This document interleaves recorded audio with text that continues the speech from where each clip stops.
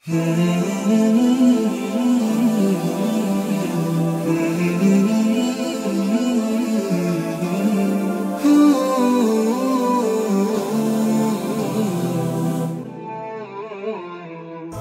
يجدد في المدى. Bismillahirrahmanirrahim. Assalatu wassalam ala asyrafil salin wa ala alihi wa sahbihi ajma'in wa ba'd. Assalamualaikum warahmatullahi wabarakatuh. Mga kapatid sa Islam, inshallah ipatuloy lang natin ang ating tafsir na kung saan umabot na tayo sa surah Al-Kahf. Sabi ng Allah subhanahu wa ta'ala, a'udzu billahi minasyaitonir rajim. Bismillahirrahmanirrahim. Al-Qaf wal Qur'anil Majid. Sa sinabi ng Allah, Qaf, sumpa man sa maluwalhating Quran. Talam naman po natin mga kapatid Islam, ang Qaf ay isa sa mga titik ng Quran. Marami yan sa mga ganong mga sa Quran. Ngunit hindi kasi binigyan ng paliwanag. Kaya ang mga ulama natin nagbibigay sila ng kanilang mga sarili-sariling mga opinion. Pero diyan sa mga kanilang mga opinion mga kapatid, inshallah magkakaroon tayo ng liwanag. Kasi nga alam naman natin mga ulama natin, may takot sila kay Allah subhanahu wa ta'ala. Bago sila magsalita, talaga pinag-aralan talaga nila at inuunawa ang mga bagay-bagay. Kaya sabi ng mga ulama, Allahu a'lam, walang nakakaalam kung ano talaga ang ibig sabihin ng mga litra na yan. Yun ang pinakamalapit na opinion mga kapatid, na wala tayong alam kung anong ibig sabihin yan. Kahit sa mga hadith, kahit sa Quran, wala talagang nabanggit. Ang ibang ulama, sabi nila, para makuha lang ang mga atensyon ng mga Quraysh. Kasi ang mga titik na yan, Arabic yan.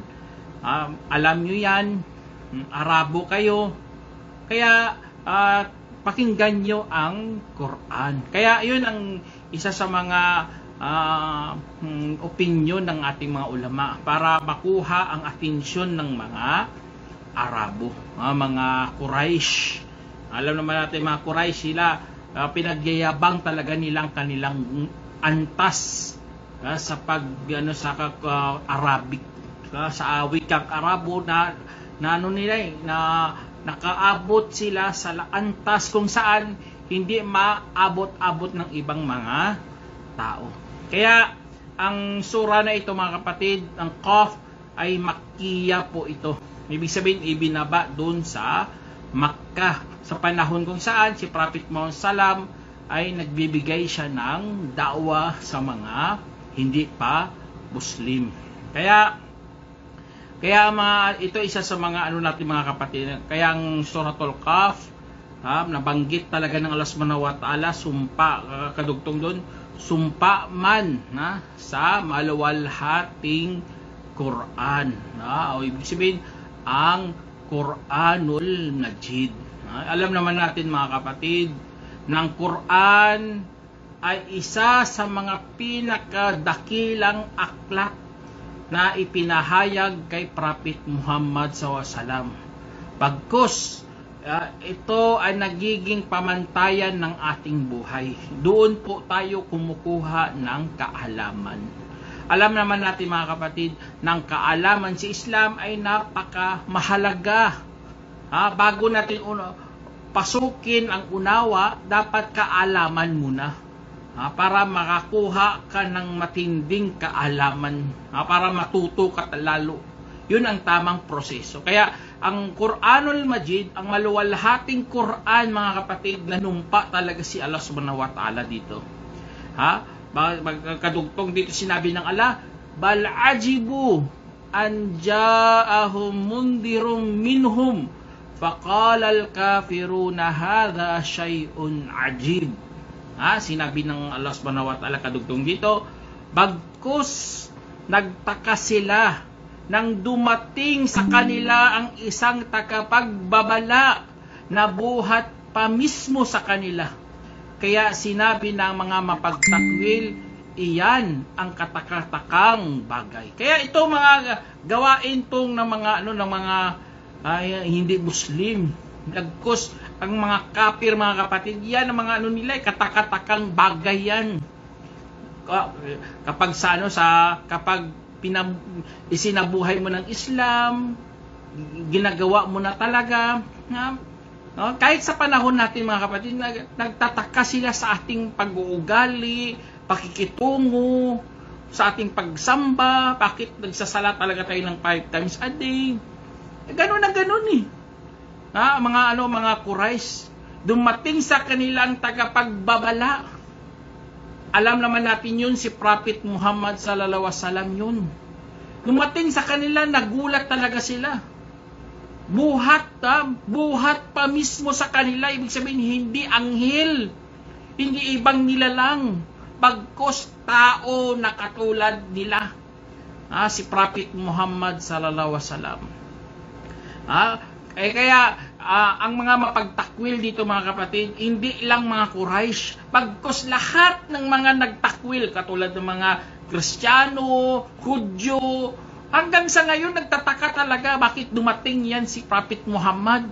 Bakit ganun siya, sa lahing Arabo siya nagmula. Pinakamalaking pagtataka talaga nila yan, bakit dyan lumabas. Kaya tayo mga Muslim, alhamdulillah, sam'an wa ta'atan lang, sumusunod lang po tayo at nakikinig. Wala tayong pagtatakwil, wala tayong pagdududa. Kaya tayo kapag dumating sa atin mga ganong mga gabay, mga babala mula kay Prophet Muhammad sallam, hindi po yan katakatakang bagay, bagkos regalo yan ng Allah subhanahu wa ta'ala, bagkos gabay, patnubay na gusto tayong ipapatnubay ni Allah subhanahu wa ta'ala tungo sa tamang landas. Pero sila, katakatakang bagay yan. Subhanallah. Kaya iba talaga ang merong pananampalataya kaysa walang pananampalataya. Hindi tayo nagtataka bakit inutusan tayo na magsala 5 times a day. Bakit inutusan tayo na magpasting? Kasi alam natin, kung gagawin natin ang mga bagay na yon, ay papasok tayo sa paraiso. O kaya magiging maganda ang iyong pamumuhay, magiging malinis ang iyong pag-iisip, maging dalisay ang iyong pag-uugali, ang iyong pakikitungo sa kapwa mo, maging dalisay po. Kaya hindi yan katakatakang bagay. Pero sila, ang mga mapagtakwil, Hudyo man, Christian man, o mga pagano man, katakatakang bagay, syai'un ajib. So, hindi naman yan parang cellphone na may camera. Sa time nila siguro yun, katakatakang bagay yun. Kasi yun Pero ang mga propeta bumababa na noon pa, dati pa, sa time ni Adam, time ni Jesus, time ni Moses, dumarating ng mga mga propeta Ang mga propeta, kanilang mga gawain ay bilang tagapaghatid ng magandang balita at magbigay babala. Ganun na ganun. Bakit magtataka ka pa? May magtataka pa, ganun mga gawain ng mga propeta. Ganun ang ginagawa ng mga tagapagbabala. Magbigay sila ng babala kapag sino man gumawa sa inyo ng masama. Huwag kayong mag-aasa papasok sa paraiso. Pagkos ihatatapon kayo sa impyernong apoy, ihagis kayo ng mga anghel doon. Subhanallah. Hindi yan katakatakang bagay kasi nakasulat yan dati pa Mga naunang batas, ganun na ganun din ang pagkasulat. Pero sila mga kapatid, a'udzubillah, nagtataka talaga sila. Parang parang denial talaga kasi ayaw na ayaw nila tanggapin. Kaya magpapalusot na lang sila. Gagamit sila ng mga salita kung saan para akala nila makakalusot sila. Hindi yun mga kapatid. Kasi nga papasok ka nga sa pagtatakwil. Isa sa mga pinagano nila, isa sa mga pagtatakwil nila sa sinabi ng propeta, sabi dito, idha mitna wa kunna turaban dhalika raj'un ba'id. Sabi dito sa Quran mga kapatid, kung kami ba mamatay at naging alabok, yun ang nila, yun ang kanilang pinagtataka kapag sila'y mamatay at maging alabok na, babalik pa, bubuhayin muli. Yun ang pinagtataka nila mga kapatid, ang araw ng paghuhukom. Na huhusgahan tayo, lilitisin tayo, mayroong araw ng pagtutuos. Haharap tayo lahat kay Allah subhanahu wa ta'ala. Yun ay katakatakang bagay para sa kanila. Bawal na bawal talaga yung mga kapatid. Pagtatakwil po, yun ang kanilang mga pag-uugali. Kaya kapag naging ugali mo ng kufur, makapagsalita ka rin ng kufur. Pagtatakwil, katulad ng ginawa din. Kaya sabi nila, kaya't iyon ay malayong pagbabalik, subhanallah. Tingnan nyo, lumabas talaga, binitawan ng kanilang mga bibig. Mga ganitong mga salitang kufur, malayong pagbabalik, hindi yan maging totoo. Kung ano pa sa kanila pa. Kasi nga, maging alabok ka na lang. Katayim ni Prophet Muhammad Salam nga merong durog na mga buto. Pinuntahan niyang propeta, sabi niya, ikaw ba nag-aangkin na pabalikin tayo ni Allah dito? Sa kanyang pagkukupor mga kapatid, sa kanyang sobrang pagtatakwil, sinabihan siya ng propeta, upo at itatapon ka sa impyerno. Subhanallah, sinumpa pa siya ng propeta. Kasi nga sobrang pagtatakwil niya. Kaya tuloy, binigyan na siya ng hula na siya ay mamamatay bilang isang mapagtakwil. At ang mga mapagtakwil, ihagis doon sa apoy ng Allah subhanahu wa ta'ala. Kaya kapag ikaw hindi naniniwala sa araw ng paghukom, talagang kupur talagang ginawa mo, pagtatakwil yun kay Allah subhanahu wa ta'ala. Kaya dahil doon mga kapatid, ito isa sa mga salita ng mga kafir. Hanggang sa ngayon, makakarinig ka pa rin ng ganitong mga salita na parang napakadali lang sabihin para sa kanila. Pero tayo, babala po yan ng propeta Muhammad Salam. Pagbabanta yan ng Allah sa sino mang hindi sumunod sa kanya. Kapag hindi ka sumunod, doon ka pupunta. Kaya sabi ng Allah subhanahu wa ta'ala dito sa Quran, kadugtong dito, kad alimna matan kusul ardu minhum wa indana kitabun hafid. Sinabi ng Allah subhanahu wa ta'ala, talagang alam namin kung ano ang nababawas sa kalupaan mula sa kanila at nasa amin ang iniingatang aklat. Kaya sa sinabi ng Allah subhanahu wa ta'ala mga kapatid sa Quran, talagang alam namin, tingnan nyo, ganun ang kaalaman ng Allah subhanahu wa ta'ala. Saklaw niya lahat-lahat. Alam niya kapag ikaw ay nagkupor o nagtakwil, ginaya mo ang mga nauna, itatapon ka sa impyerno. Kaya dahil sa pagkasaklaw ng Allah subhanahu wa ta'ala, nasasaklawan niya lahat, pati nga sa lupa mga kapatid, ang mga nababawas sa kalupaan, alam ng Allah subhanahu wa ta'ala. Kasi nga, nasa amin ang iniingatang aklat. Ibig sabihin, mga kapalaran, nakasulat na pala lahat-lahat. Katulad sa isang hadith na si Allah subhanahu wa ta'ala, inutusan niya ang panulat. Na sumulat, nagtanong ang panulat, ano isusulat ya Allah? Isulat mo ang mangyayari sa lupa at sa langit. At ginawa niya yan, isisinulat ng aklat, ng panulat, 50,000 years. Subhanallah, 50,000 years bago pa mangyari lahat ng mga pinasulat ng Allah subhanahu wa ta'ala. Kaya dahil doon, mga kapatid, nasa amin, ibig sabihin nasa Allah ang iniingatang aklat. Nandoon lahat nandoon lahat na sa Baitul Izz. Baitul Izza, nandoon ang Lauhul Mahfud. Iniingatang tabletas yun. Nakasulat lahat yun. Lahat ng mga kapalaran nakasulat doon. At ang nakasulat mga kapatid, kung sa 360, lahat yun sinulat ng Allah. Saan ka pumunta, saan naman itong desisyon mo, lahat isinulat ng Allah subhanahu wa ta'ala. Kaya alam na alam rin ng Allah kung ano ang nababawas sa kalupaan. Alam naman natin, mayroong karagatan. mayroong alon. Alam nyo, ang alon na yan, yun ang kumukuha ng kumukuha ng lupa doon sa dalampasigan. Ayun ang tinutukoy dito. Alam nga ng alay yun, tapos hindi niya alam ang ating buhay. Hindi niya alam ang ating kapalaran. Tapos pinagmamalaki mo pa. Ang buhay mo ay ikaw ay may-ari. Ikaw ang master ng iyong destinasyon. Subhanallah. Huwag kang ganoon, mga kapatid. Dapat magpapaalipin tayo kay Allah subhanahu wa ta'ala. Huwag natin gayahin ang mga mapagtakwil. Sabi pa dito ng Allah, bal kadzabu bil haqqi lamma ja'ahum fahum fi amrin marij. Sinabi ng Allah subhanahu wa ta'ala, bagkus kanilang pinabulaanan ang katotohanan nang dumating ito sa kanila. Kaya sila ay nasa nakakalitong kalagayan. Subhanallah. Nakakalitong kalagayan. Ganon na ganon description ng Allah. Sa mga taong pinabulaanan nilang katotohanan, nasa nakakalitong kalagayan.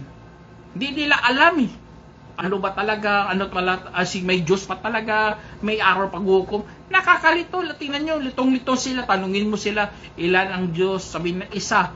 Pabilangin mo, ipangalan mo sa kanya ang Diyos niya, lahat-lahat. Hindi niya mabilang, hindi niya maisip, kasi nga mabukya siya na siya pala isang pagano o dubila. Kaya ganon ang mga hindi sumusunod kay Allah. Ilalagay talaga sa nakakalitong kalagayan. Litong-lito siya. Sabi niya tama siya, pero hindi niya masagot-sagot ang nung tama. Auzubillah. Kaya ang kaya ikaw, kung ginaya mo ang mga nagpabula kay Allah subhanahu wa ta'ala, itinakwil mo si Allah subhanahu wa ta'ala at kanyang mga inutos, ang mga katotohanan na dumating sa iyo, mga kapatid, dumating na sa iyo ang mga katotohanan, tapos ikaw, numero 1 na mapagbulaan kay Allah subhanahu wa ta'ala, auzubillah, magpakup-kup nawa tayo kay Allah subhanahu wa ta'ala, kasi nga ilalagay ka ni Allah subhanahu wa ta'ala sa amrim marij, sa nakakalitong kalagayan. Kaya nakakalitong kalagayan, mga kapatid, ito ang isa sa mga ng Allah subhanahu wa ta'ala. Mag-ingat po tayo, ay hindi tayo mapunta doon sa mga ganitong mga bagay, kasi nga nakakatakot nga ikaw ay ilalagay ng Allah subhanahu wa ta'ala doon. Tapos ang dito, mga kapatid, ang sinabi ng Allah subhanahu wa ta'ala, sabi niya, afalam yanduru ila samai fawqahum kayfa banaynaha wa zayyannaha wa ma laha min furuj. Sinabi ng Allah subhanahu wa ta'ala sa Quran, hindi baga nila tinitignan ang kalangitan sa bandang itaas nila, kung paano namin ito itinayo at pinalamutian, samantala wala namang anumang mga bitak. Subhanallah. Ito mga napakaganda pagkalikha ng Allah subhanahu wa ta'ala. Kung mag-isip-isip lang sana ang mga mapagtakwil, kung mag-isip-isip lang sana mga mapagbulaan kay Allah subhanahu wa ta'ala, hindi sana sila tatakwil kay Allah. Hindi sila sana magtakwil, pero hindi nila ginamit kanilang mga mata. Tumingin lang sa mga magandang tanawin, tapos hindi nila binabalik kay Allah, na walang pananampalataya. Subhanallah, nagkamali ka talaga dyan. Tignan nyo ang iba, pupunta sa bundok, pupunta sa mga beach, nagagandahan sila, pero nalimutan nila magpasalamat sa Diyos, o kaya nalimutan nila sinong lumikha ng mga bagay na yan. Kaya ang Allah subhanahu wa ta'ala, mga kapatid, hindi dapat natin kalimutan na mayroong tagapaglikha. Dapat tayo magpasalamat talaga kapag nakita tayo ng mga gandang tanawin. Magpasalamat tayo kay Allah, mag-alhamdulillah tayo, mag-Allahu Akbar talaga tayo. Kasi nga kung hindi mo binabalik lahat ng bagay kay Allah subhanahu wa ta'ala, sa lahat ng mga detalyadong bagay di mo binabalik, kung hindi ka nagpapasalamat kay Allah subhanahu wa ta'ala, parang nandito, parang pasok ka lang sa makabundong buhay na walang kabilang buhay. Mali. Hindi dapat, huwag mo putulin talaga ang pangkabilang buhay. Kasi nga kapag pinutol mo lang yan, dito ka sa mundo at pagdating mo sa araw paghukom, parurusahan ka lang ng Allah subhanahu wa ta'ala. Kaya kapag tayo tumitingin sa kalangitan, nakikita natin doon walang bitak, ganda, kulay asul, sa gabi, maraming bituin, magpasalamat talaga kay Allah na tayo ay mga Muslim, na tayo'y sumuko sa batas ng Allah subhanahu wa ta'ala, na hindi nakakalimot sa tagapaglikha. Ha? Kaya kung ganoon mga kapatid, mayroon pa sinabi si Allah dito, sabi niya, wal arda madadnaha wa alqaina fiha rawasiya wa anbathna fiha min kulli mazawjin bahij. Sinabi ng Allah subhanahu wa ta'ala, at ang kalupaan ay aming ikinalat at nilagyan roon ng matatatag na mga kabundukan, at pinatubo namin roon ang bawat kaaya-ayang mga halaman. Subhanallah. Tingnan nyo sa lupa. Ganon na ganon ang ginawa ng Allah. Ikinalat niya ang lupa. Tingnan nyo, pagsabog ng bulkan. Ha? Kita nyo mga lava. Ayun, ganon na ganon ang ginawa ng Allah sa lupa. Ikinalat niya. Ha? Tapos, nilagyan niya pa ng mga matatatag na mga kabundukan para hindi yumanig. Ang mga bundok na yan, parang mga parang mga pako yan. Kasi alam naman natin sa science, di ba, may mga plate. Yung mga plate yan, kapag lumindol, kasi nga nagbanggaan siya, nag-iba ang mga direksyon ng bawat isa. Nagbanggaan niya, pero kung may mga bundok, yun, magsisilbing mga pako yun. Subhanallah. Nilagyan rin ng Allah subhanahu wa ta'ala ng mga matatatag na kabundukan. Tapos ano pa mabiyaya ng Allah? Pinatubo niya pa ang mga kaaya-ayang halaman. Allahu Akbar. Kaya napakaganda talaga ng nilikha ng Allah. Tapos ano pa sinabi ng Allah? Para pangpukaw sa ating mga panampalatayang natutulog. Pangpukaw ng Allah. Sabi niya dito, sinabi niya, tabsiratan wa dhikra likulli abdin munib. Subhanallah. Sabi niya dito, para pampukaw, sabi niya, bilang tanaw at gunita sa bawat aliping mapagbalik loob. Allahu Akbar. Ito palang dahilan mga kapatid, bakit nilikha lahat yan ng Allah? Bilang tanaw. Matatanaw natin nakikita na sa mga mata. At gunita, at magunita, maalala natin si Allah subhanahu wa ta'ala. At mga taong nakakaalala lang kay Allah subhanahu wa ta'ala, mga aliping mapagbalik loob. Abdin munib kung sa Arabic pa. Kaya dapat talaga mga kapatid, magiging alipin na nagbabalik loob tayo kay Allah. Ibig sabihin ng alipin, nagpabababang loob, nagpapasakop kay Allah. Kung anong inutos ng Allah, sundin lang. Kung nagkasala ka, ay magbalik loob ka kay Allah. Itong tinutukoy dito, abdin munib, mga aliping mapagbalik loob kay Allah subhanahu wa ta'ala. Kaya mga biyaya ng Allah, inshallah, sana meron kayong nakukuhang aral talaga mga kapatid. Ang aral doon, matatanaw mo mga nilikha ng Allah. At saka ano pa? Magunita mo si Allah subhanahu wa ta'ala. Tabsira wa dhikra. Yun ang tinutukoy dito.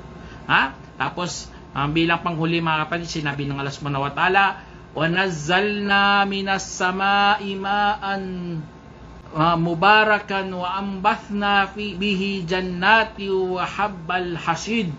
Sinabi ng Allah subhanahu wa ta'ala, sabi niya, at ibinaba namin mula sa langit ang mabiyayang tubig, at saka ipinatubo namin sa pamamagitan nito ang mga halaman at butil ng pag-aani. Kaya sa sinabi ng Allah subhanahu wa ta'ala dito mga kapatid, na kung isa-isahin natin ang tubig ulan, sinasabi yan na mabiyayang tubig.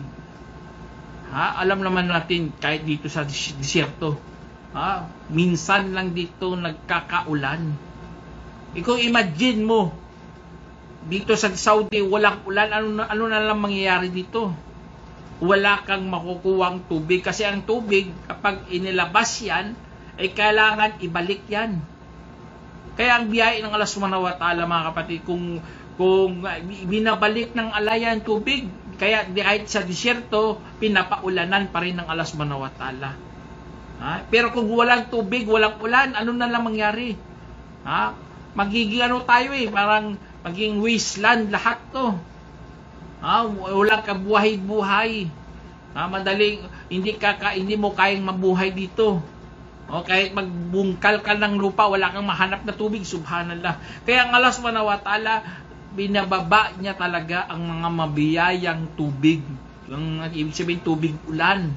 Kapag umulan, ang mga tao ay nagagalak kasi nga inulanan sila ng Allah, binabaan sila ng biyaya.